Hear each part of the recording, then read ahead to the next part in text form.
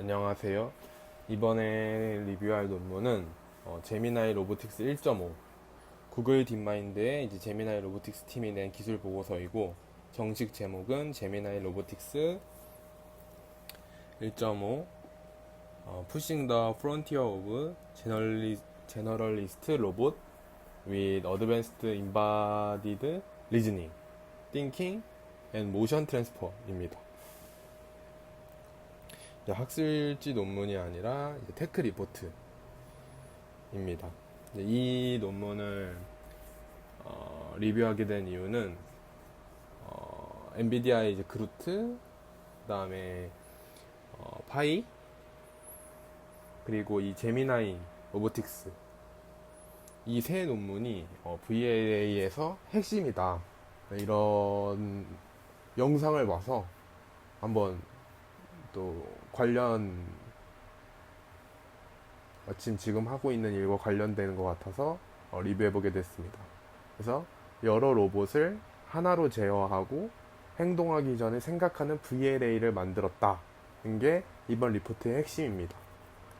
오늘은 이 보고서가 무엇을 문제로 받고 또 어떤 모델과 메커니즘으로 풀었는지, 결과는 어떤지 설명을 드리겠습니다. 첫 번째, 문제 상황입니다. 범용 로봇을 만들려면 서로 다른 형태, 그러니까 이제 즉 인바디먼트의 로봇들로부터 두루 배워야 됩니다. 근데 로봇 액션 데이터는 원래 부족하고, 로봇마다 형태, 센서, DOF, 자유도, 디그리 오브 프리덤이 다 달라서 한 로봇에서 배운 기술이 다른 로봇으로 잘 옮겨지지 않습니다. 이제 아래를 보시면 이게 이 보고서가 짓는 핵심 장벽인데, 두 갈래로 나뉩니다. 첫 번째, 기존 VLA는 이제 복잡한 멀티 스텝 롱 호라이즌 과제를 하나의 엔드 투 엔드 매핑으로 처리했습니다. 그래서 과제를 분해하거나 계획하거나 또 실패했을 때 회복하는데 한계가 있었습니다. 두 번째는 로봇에 필요한 인바디드 리즈닝, 그러니까 공간, 시간, 진행도에 대한 이해는 프론티어 모델에서도 충분하지 않았습니다. 그래서 정리를 하면, 여러 로봇에 두루 통하는 하나의 모델로 스스로 생각하는 하고 계획하는 모델이 아직 없었다. 그래서 이 두 가지가 이 보고서 전체를 관통하는 이제 과제입니다. 그래서 무엇을 내놓았는지 이제 큰 그림부터 보면, 보고서는 이제 두 모델을 소개하는데, 하나는 VLA인 제미나이 로보틱스 1.5, 줄여서 GR 1.5이고, 다른 하나는 인바디드 리즈닝에 특화된 VLM인 제미나이 로보틱스 ER 1.5, GR, ER 1.5입니다. 두 모델 모두 제미나이의 멀티모달 월드 노에디지를 물려봤습니다. 이 두 모델을 이제 오케스트레이터가 액션 모델로 묶어서 하나의 에이전틱 시스템을 구성합니다. 이제 피규어 1을 가져왔는데, 이 그림이 전체 구조입니다. 왼쪽에서 이제 보시면 스피치, 텍스트, 이미지 같은 이제 인풋이 들어가고, 이제 위쪽에 GR, ER 1.5가 띵킹 트레이스를 만들며 필요하면 서치나 코드 익스큐션 같은 도구를 씁니다. 그 판단이 아래쪽 GR 1.5로 내려가서 실제 액션으로 바뀌고, 오른쪽에 보시는 것처럼 알로하 이제 2, 바이안 프랑카, 아폴로 휴머노이드 새 로봇에서 이제 그대로 실행이 됩니다.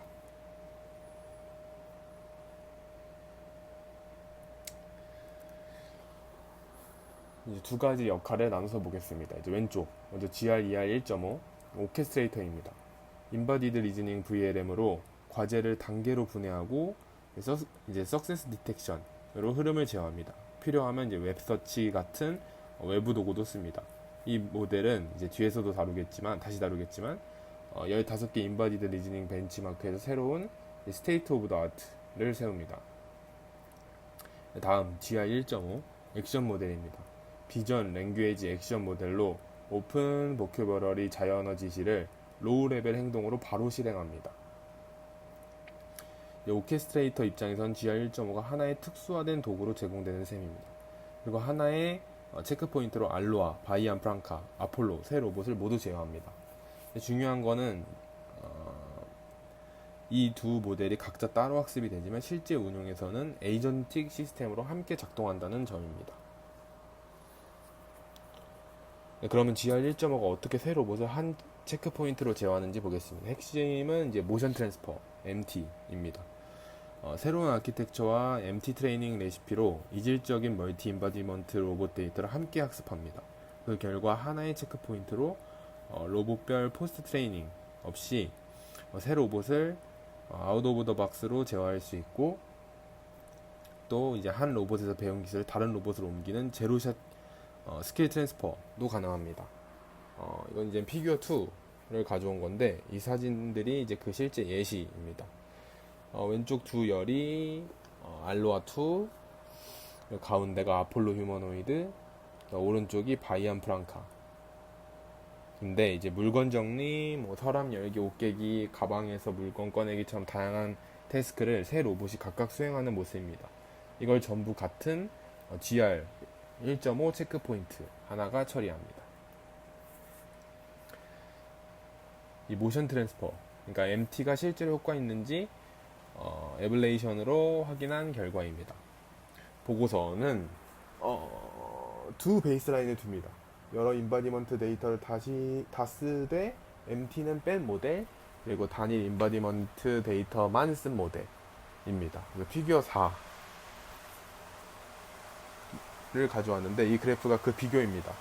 위부터 알로하, 바이안 프랑카, 아폴로 휴머노이드입니다.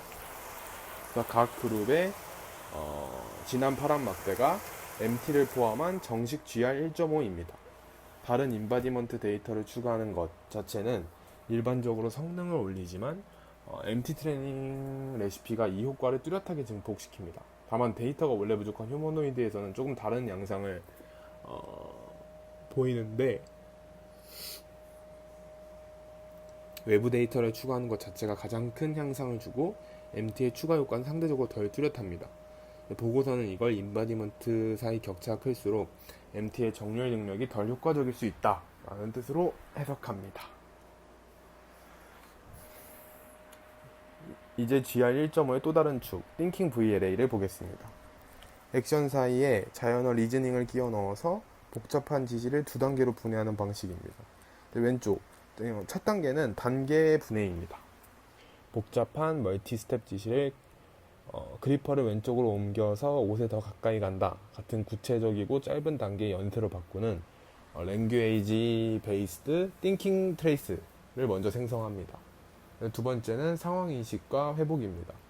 이전 단계가 성공했는지를 암묵적으로 인식해서 명시적인 석세스 디텍터 없이도 목표를 자동으로 전환합니다. 예를 들어 노란 테니스 공을 집어라 해서 이제 공을 잡는 데 성공하면 스스로 공을 흰 가방에 넣어라로 목표를 바꿉니다. 실패했을 때는 리커버리 행동도 제한합니다. 아래를 보시면 보고서는 이 두 단계 분해가 하나의 엔드-투-엔드 번역보다 더 로버스트하다고 말합니다. 첫 단계는 VLM의 강력한 시각 언어 능력을 활용하고, 둘째 단계는 상대적으로 단순한 액션 매핑만 학습하면 되기 때문입니다.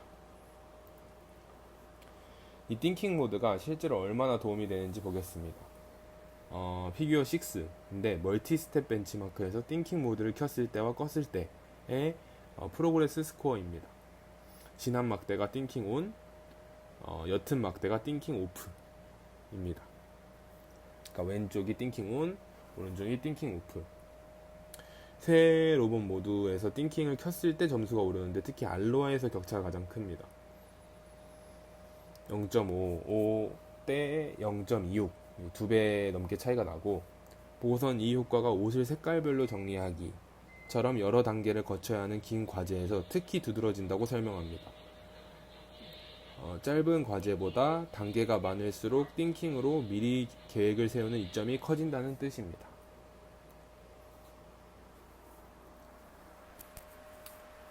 그리고 이제 전체 결과를 종합해서 보겠습니다. 먼저 이제 왼쪽 보시면 쇼트 호라이즌 과제의 제너럴리제이션을 네 축으로 나눠서 봅니다. 비주얼 제너레이션은 배경 조명, 다음에 배경 조명, 그 다음에 디스트랙터 질감 변화에 대한 강건함. 다음에 이제 인스트럭션 제너럴리제이션은 표현, 오타, 언어 차이를 이해하는 능력. 그리고 액션 제너럴리제이션은 배운 동작을 새 조건에 맞춰 변형하는 능력. 태스크 제너럴리제이션은 새 환경에서 새 과제를 수행하는 능력. 그리고 이 네 가지를 동시에 요구하는 가장 종합적인 지표입니다. GR 1.5는 이 네 축 모두에서 이전 세대인 제미나이 로보틱스 온 디바이스를 일관되게 능가합니다. 오른쪽 파란 박스로 정리했는데 더 인상적인 건 이제 롱 호라이즌 에이전트 결과입니다. 오케스트레이터를 제미나이 2.5 플래시에서 GR2R 1.5로 바꾸는 것만으로 총 실패율이 절반 이하로 줄었습니다. 그리고 또 이제 띵킹 VLA 단독으로는 프로그레스 스코어가 최대 44%에 그치는데 GR2R 1.5와 GR 1.5를 합친 에이전트는 종종 80%에 가까운 점수를 내기도 했다. 이제 아래 박스를 보면 전체 평가는 230개의 과제로 구성된 벤치마크로 이루어지고 성능은 성공 실패의 이분값이랑 더 세밀한 프로그레스 스코어로 보고합니다. 보고서가 이제 스스로 밝힌 한계도 짚겠습니다. 첫 번째는 지금 GR 1.5는 로봇 액션 데이터에 상당히 의존한다. 아키텍처 자체는 액션 어노테이션 없이도 휴먼 비디오나 신스틱 비디오로부터 학습할 수 있도록 설계되어 있지만 이런 데이터를 실제로 활용하는 건 아직 과제로 남아있다 라고 합니다. 두 번째, 덱스터리티, 즉 정교한 조작 능력은 이전 세대와 비슷한 수준에 머물러 있습니다. 제널리제이션은 확실히 새로운 수준을 보였지만 손끝 정교함 자체를 높이는 데는 레인포스먼트 러닝, 그러니까 이제 RL, 강학습 같은 새로운 학습법이 필요하다라고 말을 합니다. 정리를 해보겠습니다. 제미나이 로보틱스 1.5는 GR 1.5는 흩어진 인바디먼트 데이터와 얇은 리즈닝 이 두 문제를 함께 풉니다. 왼쪽 데이터 제어 쪽에서는 모션 트랜스퍼로 하나의 체크 포인트가 새 로봇을 제어하고 로봇 간 제로샷 스킬 트랜스퍼까지 가능하게 합니다. 그 다음 이제 오른쪽 리즈닝 쪽에서는 띵킹 VA로 행동하기 전에 계획하고 회복하여 GR2R 1.5가 오케스트레이터로서 과제를 분해하고 도구를 씁니다.